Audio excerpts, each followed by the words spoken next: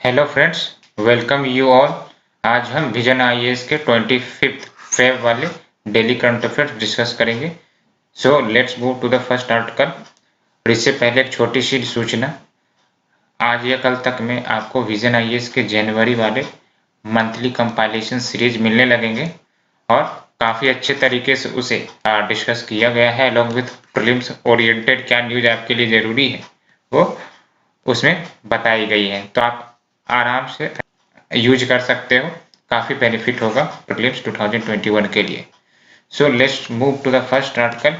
It is about ministry of health and family welfare to launch Jan Andolan against TB, that is tuberculosis, involving advocacy, communication and social mobilization.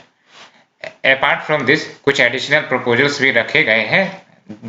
For example, national technical support unit setup किए जाएंगे to strengthen on ground program delivery to generate demand as well as awareness create करना on the services available under the TB program by government of India. यानी कि जो भी services TB के लिए उपलब्ध कराए गए हैं सरकार के द्वारा, उन सब की जानकारी अवेयरनेस के फॉर्म में प्रदान करना है।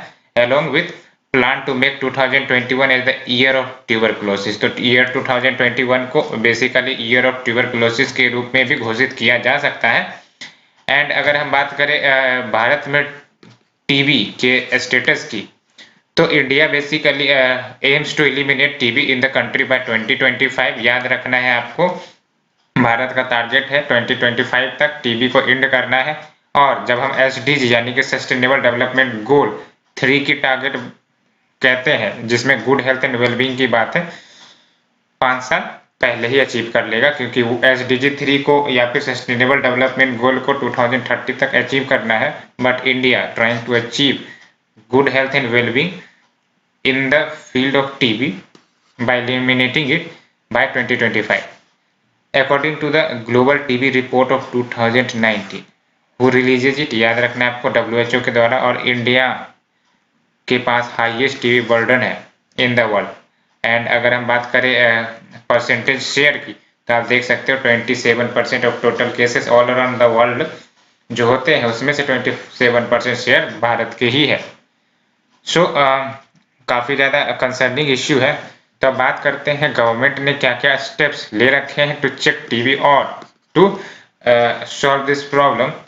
तो basically revised national tuberculosis control programme चलाए जाते हैं, और ये programme that is revised national tuberculosis control programme 1997 में लॉन्च किया गया था, और इसे रीनेम किया गया है 2020 में as national tuberculosis elimination program NTEP, so that जो मोमेंटम है towards eliminating TB in the country by 2025 उसे एक्सीलरेट फास्ट ट्रैक किया जा सके।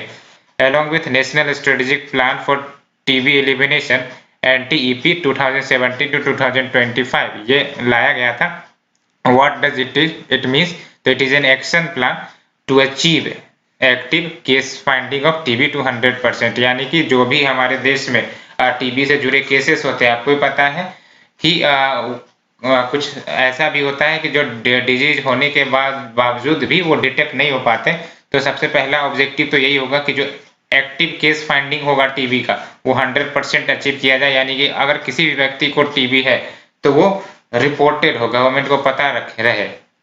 And complete elimination of TB by 2025, क्योंकि आपको ही पता है अगर सरकार को एलिमिनेट करना है तो उसके लिए जरूरी है कि एक्टिव केसेस को आइडेंटिफाई किया जा सके, और जब तक एक्टिव केसेस रिपोर्ट होंगे नहीं तो समस्याओं का समाधान नहीं होगा। और टीबी एलिमिनेशन की जो बात सरकार कहती है वो 4 स्ट्रेटेजिक पिलर पर आधारित है। The first one is to detect the case and to treat और टू प्रिवेंट एंड बिल्ड, यानी कि DTPB, detect, treat, prevent and build. And there is also Nikshay Poshan Yojana, and this scheme is aimed at providing financial support दिए जाते हैं। निक्षय पोषण योजना कहता है to TB patient for their nutrition, because one of the important factor to curb और to minimise the risk और effect of the TB is to provide healthy nutrition to the people और the patient. Along with e-Nikshay platform is also there. It is a web-enabled patient management system for TB control as well as ये जो आपका TB हारेगा देश जीतेगा campaign है, ये भी आप अपने टीवी चैनल्स में या फिर वेरियस जो आपके कम्युनिकेशन मीडियम से लाइक रेडियो, एफएम, यहाँ पर आप ये कैंपेन का नाम जरूर सुनते होंगे। बात करते हैं टीबी के स्टेटस या फिर जो टीबी से जुड़े बेसिक इन्फॉर्मेशन है, ये याद रखना है आपको। This is caused by bacteria. सबसे पहली बात तो ये याद रखना है, बैक्टीरिया का नाम है माइकोबैक्टीरियम टीबी, वायरस नहीं है, याद रखना है, बैक्टीरिया के कारण कॉज होता है। And this bacteria usually attack lungs, but अगर हम टीबी बैक्टीरिया की बात करें तो ये किसी भी बॉडी पार्ट्स को अटैक कर सकता है, चाहे वो किडनी हो, स्पाइन हो, ब्रेन हो। ये मिसकंसेप्शन आपको दूर रखना है कि बैक्टीरिया यूजुअली अटैक्स लंग्स, ये तो चलो ठीक बात है, लेकिन टीबी बैक्टीरिया का एक खास रियलिटी ये है कि वो किसी भी पार्ट ऑफ द बॉडी को अटैक कर सकता है, और it is a communicable disease, यानी कि जस्ट लाइक कोरोना और Covid, it can also spread from person to person through the air or person in contact with the infected. According to the WHO, it is one of the top 10 leading causes of death worldwide. And but एक important बात ये याद रखना, it is curable, यानी कि अगर TB हो भी जाती है तो उसे क्योर किया जा सकता है, along with preventable, yes, it can be prevented. However, bacteria have become resistant to various strains of antibiotic, leading to multiple drug resistant TB, which is difficult to treat. तो एक इश्यू तो आपने TB treatment के साथ जरूर देखा होगा कि बहुत सारी दवाइयां जो टीबी को ट्रीट करने के लिए आ रही हैं, वो कहीं ना कहीं ड्रग रेसिस्टेंट टीबी बैक्टीरिया हो गया है, जिसके कारण इफिकेसी जो है मेडिसिन की वो प्रभावित हो रही है। और ड्रग रेसिस्टेंस एक इम्पॉर्टेंट टॉपिक है आपके मेंस के लिए भी। और जब हम बात करते हैं ड्रग रेसिस्टेंस टीबी, तो आप देख सकते हो मतलब आप देख सकते हैं ये ड्रग रेसिस्टेंट टीबी में आप कौन कौन से आ गए, मल्टी ड्रग रेसिस्टेंट टीबी यानी कि MDR, extensively drug resistant TB यानी कि XDR TB, totally drug resistant TB that is TDR TB, यानी कि टोटली ड्रग रेसिस्टेंट टीबी वो होंगे जहां पर दवा का कुछ असर नहीं होगा, सिर्फ दवा का ही असर होगा। तो आप समझ सकते हो ये आपके वेराइटीज डेवलप हो रहे हैं टीबी के केसेस में। सो बात करते हैं प्रीलिम्स 2021 के लिए क्या याद रखना है आपको। तो टीबी बैक्टीरिया से काउज होता है, ये याद रखना है, and it can attack any body parts, ये भी याद रखना है, कम्युनिकेबल डिजीज है और क्यूरेबल एंड प्रिवेंटेबल है, याद ये रखना है आपको। As well as drug resistant TB के वेरिएंट्स भी आने लगे हैं, ये भी आप याद रख सकते हो, लेकिन ये नाम याद नहीं रखने हैं। और अगर हम बात करें ये जो आपका नेशनल, ये जो आपके एडिशनल प्रपोजल जो बात की गई है नेशनल टेक्निकल सपोर्ट यूनिट, तो बेसिकली अभी ये रियलिटी नहीं हुई है, अभी ये प्रपोजल स्टेज में, तो प्रपोजल से रियल बनने में समय लगेगा, साथ ही साथ कुछ अन्य डाटा एंड फैक्ट्स आएंगे। तो अभी प्रीलिम्स के लिए आप ये याद ना रखो। हाँ, ये जो already running schemes and programmes ये याद रखना है, जैसे revised national tuberculosis control programme, ये याद रखना है आपको, along with national strategic plan for tuberculosis elimination. और इसके एक दो पॉइंट आपको याद रखने, ये पिलर आपको याद रखने, 4 स्ट्रेटेजिक पिलर, जिसमें डिटेक्ट है, ट्रीट है, प्रिवेंट एंड बिल्ड है। और निक्षय पोषण योजना, ये आपको याद रखना है, सिंपली आप इसमें इतना याद रख सकते हो, this yojana deals with providing financial support to TB patient for their nutrition, उतना याद रखना है आपको। So let's move to the next article. It is about cabinet approves production linked incentive scheme for pharmaceutical and IT hardware. आपको ही पता है production linked incentive basically सरकार की फ्लेक्सिबल स्कीम है to increase domestic manufacturing of electronic goods as well as various items, जो time to time सरकार eligible बना रही है फॉर द पीएलआई स्कीम के लिए। तो अब जैसे आप देख सकते हैं यहाँ पर pharmaceuticals product and IT hardware product, इन सबको भी एलिजिबल किया जाएगा पीएलआई स्कीम के लिए। तो ये जो आप देख सकते हो पीएलआई स्कीम जो फार्मास्यूटिकल्स के लिए लॉन्च किए गए हैं, आप देख सकते हो ये 2021 से 2021 तक चलेंगे, 15,000 करोड़ अलॉट किए गए हैं इसके लिए।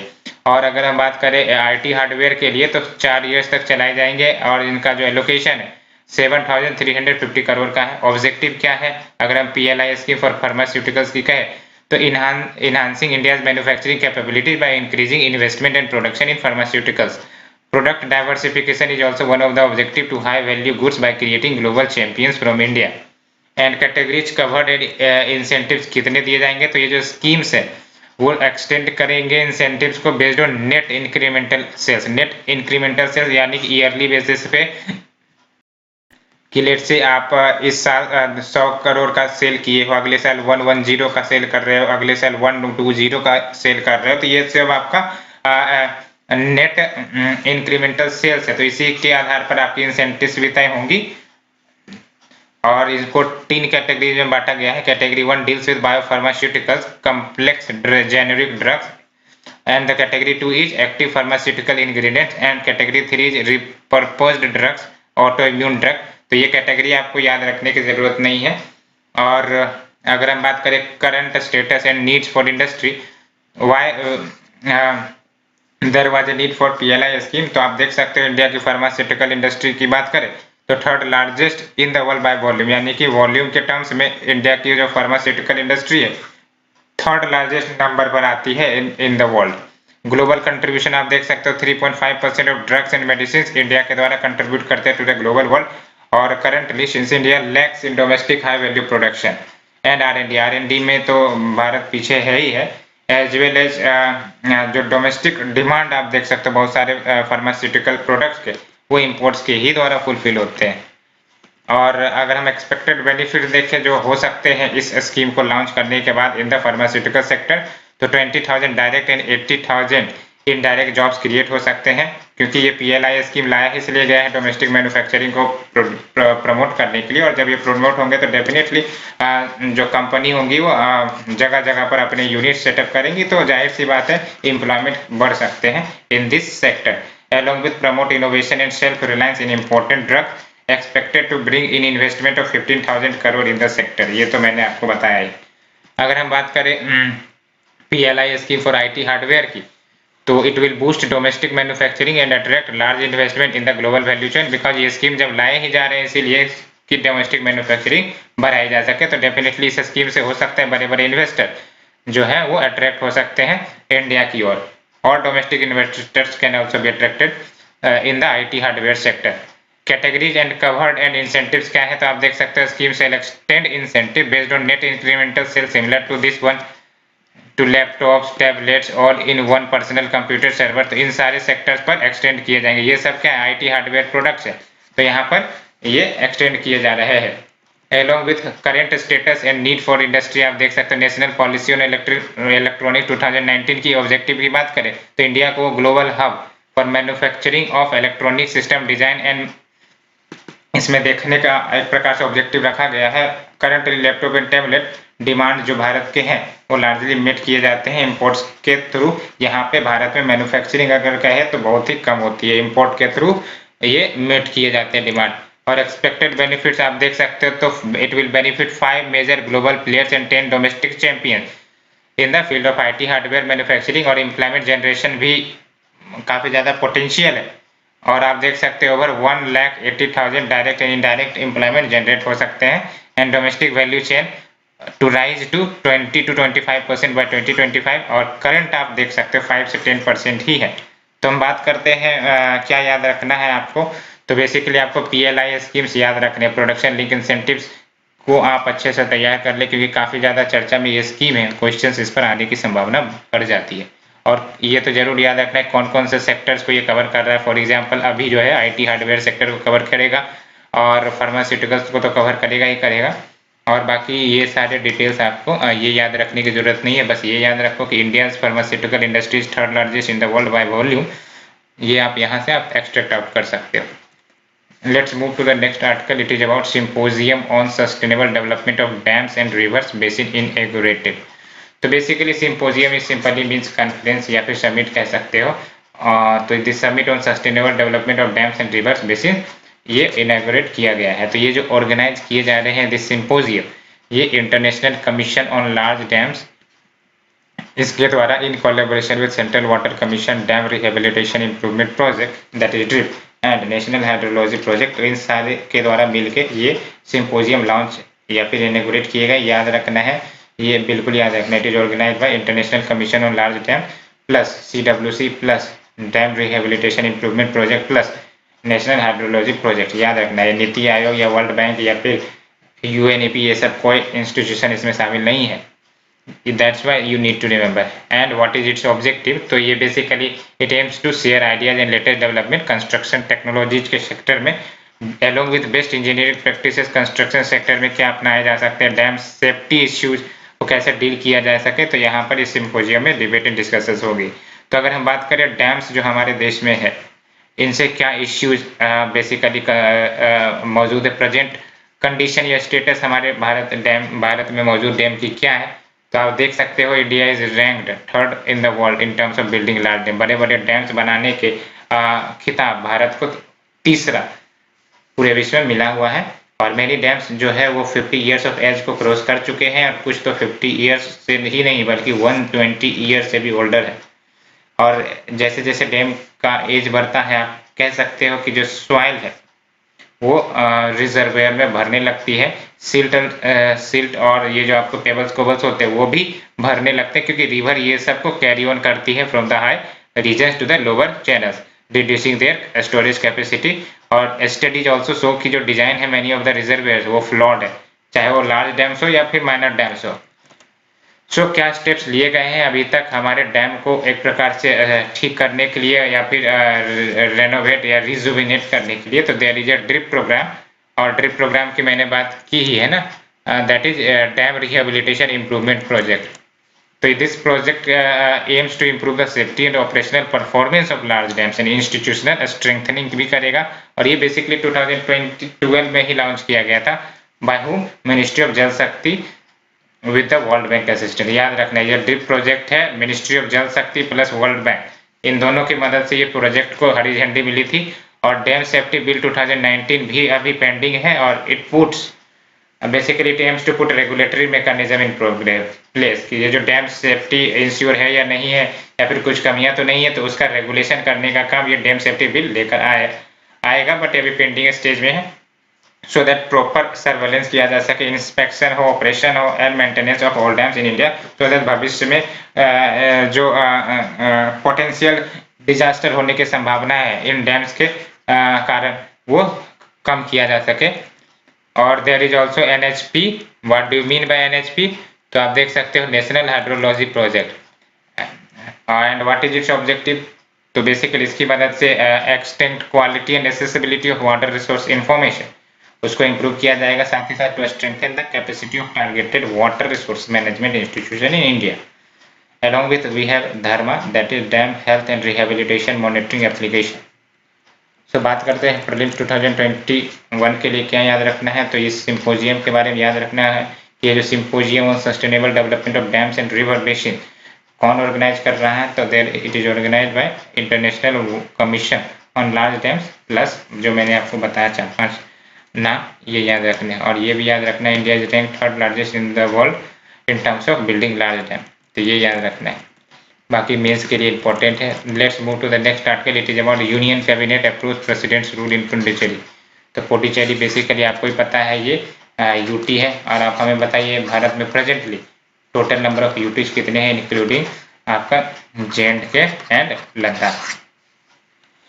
सो बेसिकली ये जो यूनियन कैबिनेट ने अप्रूवल किया है प्रेसिडेंट रूल को पुडुचेरी में, तो ये जो डन हुए हैं, यानी कि जो डिसीजन लिया गया है, इट इज ऑल बिकॉज जो लेफ्टिनेंट गवर्नर है वहाँ की, इन्होंने रिकमेंड किया था प्रेसिडेंट रूल लगा दिया जाए, क्योंकि वहाँ पर no party claim to form a government, because जब loss of vote of confidence हुआ, यानी कि जो वोट ऑफ कॉन्फिडेंस जो पार्टी थी या प्रीवियस गवर्नमेंट थी नहीं साबित कर पाई, तो बेसिकली ये वहाँ की जो गवर्नर है, लेफ्टिनेंट गवर्नर, उनको पूर्ण अधिकार था कि वो जो है बेसिकली रिकमेंड कर दे प्रेसिडेंट रूल लगाने के लिए। और आपको भी पता है ये जो पुडुचेरी है वो आपका यूटी है, और नॉट ओनली यूटी है बल्कि वो यूटी विथ लेजिस्लेचर है, ये भी आपको पता होना चाहिए। अन्य यूटी जिनके पास अपना लेजिस्लेचर है उसके भी अपना नाम हमें बताइए। और जब हम प्रेसिडेंट रूल की बात करते हैं, what does it mean? It means rule of the president, और ये संविधान में मेंशन है आर्टिकल 356 में, याद रखना है 356, 360 और 350, ये तीन होते हैं। एक तो आपके हो जाते हैं प्रेसिडेंट रूल, एक होता है नेशनल इमरजेंसी, और एक हो जाते हैं फाइनेंशियल इमरजेंसी। 3 प्रकार की इमरजेंसी होती है, आपको भी पता है।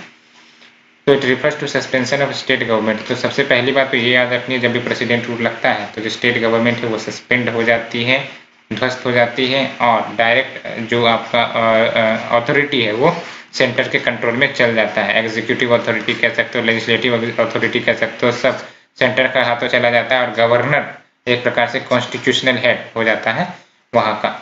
और विधानसभा जो आपका होता है, ये याद रखना है, अगर प्रेसिडेंट रूल लग जाए तो इसका मतलब ये नहीं कि डिसॉल्व हो ही जाएंगी विधानसभा। हाँ, स्टेट गवर्नमेंट वो सस्पेंड हो जाएगी, खत्म हो जाएंगी, लेकिन हाँ विधानसभा वो डिसॉल्व हो सकते हैं या फिर उसको सस्पेंड किया जा सकता है, but it is not necessary.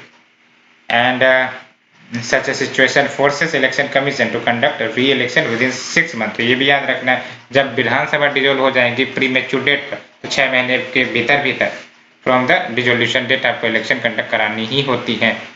और 1962 में after the signing treaty with France territories of Puducherry, basically Puducherry की हिस्ट्री की बात की जा रही है कि 1962 में, क्योंकि पुडुचेरी आपको पता है फ्रांस के द्वारा ऑक्युपाई किया गया था, तो बेसिकली 1962 में फ्रांस के साथ ट्रीटी साइन करके जो टेरिटरी है पुडुचेरी की, एलोंग विथ कार्यकाल, माहे, यनम, ये सब पुडुचेरी के ही अंग है, ये इंडियन यूनियन का ऑफिशियली पार्ट बन गया था। और 1962 में पार्लियामेंट ने इन टेरिटरीज को यूटीज के रूप में घोषित किया था, और एक नया आर्टिकल संविधान में आर्टिकल 239A वो इंसर्ट किया था, which deals with the Puducherry. क्योंकि आप देख सकते हो आर्टिकल 239A क्या कहता है, तो आर्टिकल 239A पार्लियामेंट को पावर देता है कि वो यूटीज के लिए भी स्टेट लेजिस्लेचर्स क्रिएट करे। तो आज आप अगर जम्मू एंड कश्मीर में यूटी देख रहे हो, या फिर दिल्ली में यूटी देख रहे हो, या फिर पुडुचेरी में यूटी देख रहे हो, it is all because of this article, that is article 239A।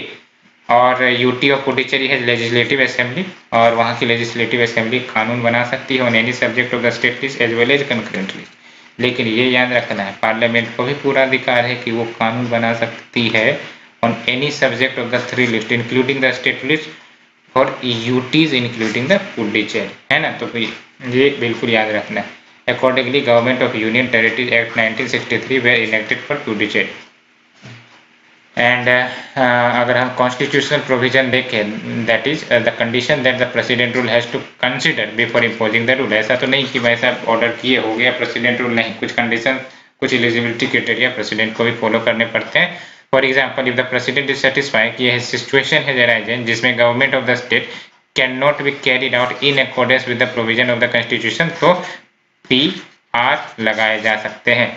As well as state government is unable to elect a leader as chief minister without a time, within a time prescribed by the governor। तो governor ने जो time prescribe किए कि आप इतने दिन में chief minister को चुनो, और वो नहीं हो पा रहा है, तो इसका मतलब है कि कहीं ना कहीं मेजोरिटी है ही नहीं उस गवर्नमेंट उस प्रिटेंडिंग कैंडिडेट की, तो वहां पर भी आपका प्रेसिडेंट रूल के ऊपर रिक्वेस्ट दिया जा सकता है। Along with there is a breakdown of coalition। ये जो गठबंधन की सरकार थी, लेते जब तक ठीक चल रही थी तो ठीक चल रही थी, लेकिन हो सकता है किसी पार्टी ने सपोर्ट ले लिया और उसकी मेजोरिटी गिर गई, तो भी एक प्रकार से माइनॉरिटी सपोर्ट आ गया और CM दोबारा अपनी मेजोरिटी प्रूव करने में असक्षम रह गए, तो अभी वहां पर आपका प्रेसिडेंट रूल लग सकता है। Along with loss of majority in the assembly due to a vote of no confidence पास हो जाए, along with elections postponed on account of situation like natural disaster, war, epidemic, तब भी प्रेसिडेंट रूल लगाकर आपका state की ruling की जा सकती है। तो बात करते हैं प्रीलिम्स 2021 के लिए क्या याद रखना है। ये आर्टिकल 239A याद रखना है, it enable the parliament to create legislation for UTs. Along with ये याद रखना है कि यूटीज जो है जहां पर लेजिस्लेटिव असेंबली, वहां पर तो स्टेट और कंकरेंट लिस्ट पर कानून बनाए जा सकते हैं वहां के लेजिस्लेचर के द्वारा, बट पार्लियामेंट को भी एक पूरा अधिकार है कि वो कानून बना सकते हैं on any subject of the 3 list, चाहे वो स्टेट लिस्ट का ही क्यों ना हो या फिर कंकरेंट लिस्ट का क्यों ना हो, और यूनियन लिस्ट का तो बनाएंगे। और फिर आपको याद रखना है 1962 में जो है पुडुचेरी का एक प्रकार से ऑफिशियल इंटीग्रेशन हुआ इंडियन यूनियन में after signing A treaty with France. और ये याद रखने हैं, ये जो आपके अन्य आइलैंड्स है पुडुचेरी के, जिसके बारे में मैंने बात किया, जैसे ये हो गया आपका पुडुचेरी तो हो ही गया, कार्यकाल, माहे, यनम, ये सब पुडुचेरी की ही पार्ट है। और what happens when president rule is imposed, या फिर यूं कह सकते हैं जब प्रेसिडेंट इमरजेंसी लगती है तो क्या होता है, तो सबसे पहली बात तो जो आपका स्टेट गवर्नमेंट है वो सस्पेंड हो जाता है, खत्म हो जाता है। लेकिन ये याद रखना है, विधानसभा या तो डिजोल्व हो सकते हैं या फिर अनडेफिनिट टाइम के लिए उसको बेसिकली शांत कर दिया जाता है, लेकिन ऑटोमेटिकली विधानसभा सस्पेंड नहीं होते, ये याद रखना है आपको। और ये याद रखना कंडीशन जब प्रेसिडेंट रूल लगाए जा सकते हैं, कौन कौन से क्राइटेरिया है ये याद रख सकते हो आप। So let's move to the next article. It is about India slams Pakistan at United Nations Human Rights Council. आपको ही पता है कि भले ही पाकिस्तान कितना भी मुद्दा उठा ले UNHRC में, लेकिन वो अपने चेहरे को छुपा नहीं सकता। कितना भी वो भारत के खिलाफ बोलते, वो अपनी सच्चाई को छुपा नहीं सकता। तो वही बात है। तो इंडिया ने स्लेम किया है पाकिस्तान को at United Nation Human Right Council for its false narrative on atrocity in Jammu and Kashmir. पहले तो दूसरों के घर में झांकने से पहले उसको खुद के घर में देखना या झांकना जरूरी होता है कि क्या चल रहे हैं। तो बेसिकली पाकिस्तान ने एक्यूज किया है भारत को। सोचो, पाकिस्तान ने एक्यूज किया, उल्टा होना चाहिए यहाँ पर तो, बट चलो भगवान ने जवान दिए हैं तो बोलने का तो बोल ही देगा। तो Pakistan has accused India of arresting more than 6000 people without due process, यानी following the process of law in Jammu and Kashmir, and urged UNHRC कि वो एक कमीशन सेटअप करे to inquiry into the human right violation in the region. आजकल human right violation का काफी चर्चा चल रहा है, चाहे वो म्यांमार में हो, थाईलैंड में हो, चाइना में हो, पाकिस्तान में हो, और ये श्रीलंका में भी ये इश्यू चल रही है। तो काफी ज्यादा डिबेटेबल इश्यू चल रहा है, इस पर आपको तैयारी रखनी चाहिए। खासकर ये जो आपका human Right council of United nation है, इसकी तो तैयारी होनी ही चाहिए। दैट्स वाई ये न्यूज में भी आ रहा है। तो अगर हम बात करें UNHRC के बेसिक की, इट हैज बीन मैंडेटेड कि वो जो है complaints from the victims of human right violation और एक्टिविस्ट ऑर्गेनाइजेशन की तरफ से अगर कोई कंप्लेन आता है तो उसको एग्जामिन कर सकते हैं on behalf of victims of the human right violation. और अगर हम बात करें बेसिक ऑफ UNHRC की, तो UNHRC has been mandated to examine the complaints from the victims of human rights violation or activist organization on behalf of victims of the human rights violation। और इसे establish किए गए थे 2006 में। Headquarter का है जेनेवा, स्विट्जरलैंड। और आप हमें बताइए स्विट्जरलैंड के बॉर्डरिंग नेशंस कौन से हैं? और जेनेवा में 2-3 इंस्टीट्यूशन का हेडक्वार्टर और भी है, ये नाम आप हमें बता सकते हो। Along with the aim of it is protecting human rights and investigating alleged human rights violation and structure क्या है तो आप देख सकते हो UNHRC has 47 members elected for 3 years term। तो 47 members कुल मिलाकर है और 3 साल टर्म्स के लिए यूज किए चुने जाते हैं उन्हें रीजनल ग्रुप बेसिस ऑफ, और ये 5 ग्रुप के आधार पर। ये आपको याद रखने की जरूरत नहीं है। Groups are Asia Pacific, Africa, Latin America, Caribbean, Western Europe, Eastern Europe, बिल्कुल याद नहीं रखना है। मेंबर्स ऑफ द काउंसिल जो है वो चुने जाते हैं for 3 year term with 1/3 of the member being renewed each year, बिल्कुल याद नहीं रखना है। और इंडिया को चुना गया है UNHRC में for a period of 3 year, और ये जनवरी 1, 2019 से पीरियड शुरू हो गया था, यानी कि 2019 हो गया, 20 और 21। ये जो है आपका year 2021 will be the last year of India में in the UNHRC representation, and its decision resolution recommendation legally binding नहीं हुआ। डेफिनेटली अंतरराष्ट्रीय ऑर्गेनाइजेशन है तो कितना भी कुछ कर ले बाइंडिंग तो होने वाला नहीं है, खासकर ह्यूमन राइट्स के इश्यू को लेकर। तो along with recently US also intended to rejoin UNHRC, याद रखना 2018 में ट्रम्प एडमिनिस्ट्रेशन में तो ना जाने कितने ऑर्गेनाइजेशन को UNHRC मतलब US ने त्यागा है। तो US ने फिर से इंटेंशन जताई है कि वो UNHRC को ज्वाइन करेंगे after having restored membership of Paris agreement and WHO। तो याद रखना now US has restored Paris agreement and World Health Organization, दोनों से जुड़ चुके हैं। सो बात क्या याद रखनी है आपको, प्रीलिम्स के लिए काफी इंपॉर्टेंट है। प्रीलिम्स पॉइंट ऑफ व्यू से UNHRC के 5-6 डिटेल्स आपको याद रखने। सबसे पहली बात तो इसका हेडक्वार्टर याद रखना है, इसका जो ऑब्जेक्टिव है ये याद रखना है, अलॉन्ग विद ये जो आपका मेंबरशिप है ये याद रखना है, 47 members elected for 3 year term, ये याद रखना है। बाकी ये लीगली बाइंडिंग नहीं होते हैं, ये तो आपको पता ही होगा। So let's move to the next article. It is about national commission for schedule caste. तो क्या कंटेक्स्ट है, तो कंटेक्स्ट ये है कि new chairman of national commission for schedule caste ये अपॉइंट किए जा चुके हैं। तो अगर हम बात करें बेसिक की, तो national commission for schedule caste ये कॉन्स्टिट्यूशनल बॉडी है क्रिएटेड अंडर आर्टिकल 338, ये आर्टिकल याद रखना है आपको। और व्हेन वी से इट्स ऑब्जेक्टिव एंड एम्स, तो it investigates and monitors all matter, याद रखना है यहाँ पर ऑल है बट ये सही है, all matters relating to safeguards provided for SCs under constitution law और order and to evaluate the working of such safeguard जो संविधान या फिर लीगल लॉज के माध्यम से दिए गए। एंड अगर हम ऑर्गेनाइजेशनल स्ट्रक्चर देखें तो it consist of chairperson, vice chairperson and 3 other member, यानी कि 5 मेंबर बॉडी है ये। और प्रेसिडेंट के द्वारा जो है मेंबर्स अपॉइंट किए जाते हैं। और condition of service of office and also है ना। तो condition of service and tenure, याद रखना टेन्यूर फिक्स नहीं की गई है, it is determined by the president. तो टेन्यूर कंडीशन ऑफ सर्विस और also determined by the president, और it has power of civil code. Civil code यानी किसी को भी बुलाकर सवाल जवाब पूछ सकता है, कोई भी डॉक्यूमेंट इनको हासिल करना हो तो वो एसेस कर सकता है। It is the power of civil code. So let's move to the next article. It is about centre lifts embargo on grant of government businesses to private bank. तो बेसिकली ये जो लिफ्ट ऑफ किया गया है embargo on grant of government businesses to private bank, with this all private sector banks, अब इनको allow कर दिया गया है कि वो गवर्नमेंट रिलेटेड बैंकिंग ट्रांजेक्शन कर सकते हैं, such as tax and pension payment. तो ये जो एम्बार्गो है, it was import in 2012 when finance ministry has not allowed private banks except some to undertake government businesses. This embargo continued since then, and this move, ये जो आपका lift off किया गया है, it will spur competition and promote greater efficiency, क्योंकि पहले कुछ के लिए अलाउ थे, अब जो है ओपन कर दिए गए हैं प्राइवेट बैंक को भी, and it will promote greater efficiency and standards of customer services. Now let's move to the next article. It is about Karbi insurgency. तो अगर हम कार्बी इंसर्जेंसी की बात करें तो इससे पहले आपको नाम याद आता होगा कार्बी आंगलोंग, है ना। तो बेसिकली क्या कंटेक्स्ट है, तो 1000 militants approx of 5 militant groups of Karbi Anglong district ceremonially laid down arms at an event in the Guwahati Assam. इन्होंने हथियार त्याग दिए हैं, यानी कि नतमस्तक हो गए। कार्बी की बात करें तो ये मेजर एथनिक कम्युनिटी है असम की, याद रखना है, ये रट लो। कार्बी मेजर एथनिक कम्युनिटी है असम की, demanding for a separate state of Karbi Anglong and north Cachar hills. तो सेपरेट क्यों यहाँ पर इंसर्जेंसी रहती है, इट इज ऑल बिकॉज कि they demand for separate state of Karbi Anglong and north Cachar hills. और प्रेजेंटली कार्बी आंगलोंग ऑटोनोमस कौन से, जहाँ पर कुछ एडिशनल पावर्स और ऑटोनोमस पावर दिए जाते हैं इस रीजन के निवासियों को। That's why there is a autonomous district council protected under the 6th schedule of the Indian Constitution. आप हमें बताइए 5th schedule and 6th schedule of the Indian Constitution deals with, और वैसे भी आपको 1 से लेकर 12 schedule तक बेसिक थीम याद होने चाहिए कि which schedule deals with what.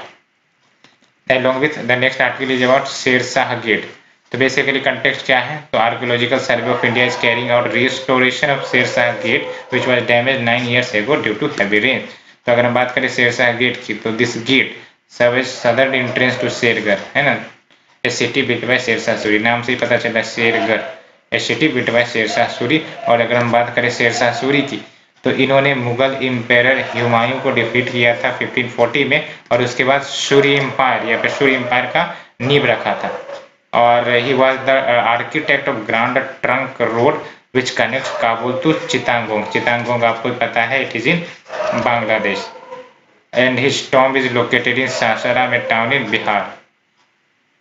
Along with he introduced new silver coins called दाम, ये याद रखना है, शेरशाह सूरी ने न्यू सिल्वर कॉइन्स कोल्ड दाम इन्होंने इंट्रोड्यूस किया था, और उनका जो टॉम्ब है मकबरा वो लोकेटेड है Sasaram which is a town in Bihar. The next news is about greater Tipra land. तो बेसिकली ये जो ग्रेटर टिपरा लैंड है, ये न्यू पॉलिटिकल डिमांड राइज हो रहा है, और नाम से पता चल रहा है टिपरा लैंड, और new political demand of indigenous peoples front of Tripura which sought a separate state. तो बेसिकली ये जो टिपरा लैंड मूवमेंट है वो बेसिकली सेपरेट स्टेट जो त्रिपुरा के जो इंडिजिनियस ग्रुप है, पीपल है, वो मांग रहे हैं for the tribals of Tripura. तो ये कंटेक्स्ट है। तो बेसिकली ये थी हमारी आज की डिस्कशन। होप आप लोगों को ये डिस्कशन पसंद आ रही होगी। पसंद आ रही है तो प्लीज़ लाइक शेयर और सब्सक्राइब जरूर करें। Thank you friends, thank you very much.